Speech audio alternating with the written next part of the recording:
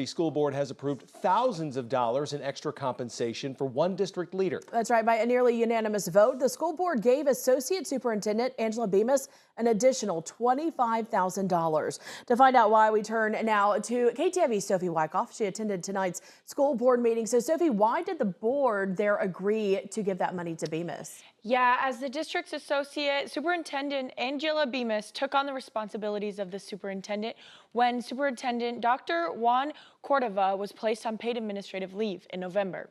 In fact, Bemis wrote a letter to the school board in January. In it, she asked to be compensated or reimbursed for performing the additional superintendent duties. Tonight, the school board approved the Human Resources report, which included a stipend for Bemis totaling $25,000. School board President Jan George said the stipend was based on Bemis's duty for 52 days.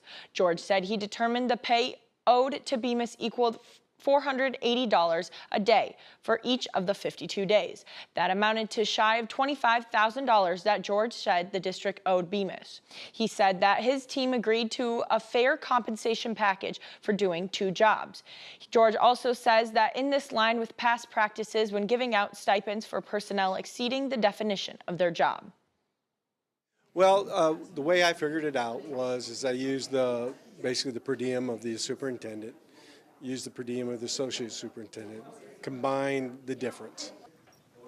Final figure and rounded that number up to $25,000. Right now, Bemis is on medical leave. For now, the district's director of secondary education, Jim Vanderloo, will assume additional leadership responsibilities. But George said if Vanderloo's time doing these two jobs exceeds what they would consider normal time frame, then George will consider compensating Vanderloo as well.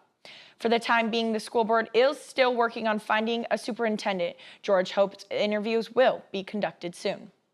Sophie Wyckoff in studio. Sophie, thank you.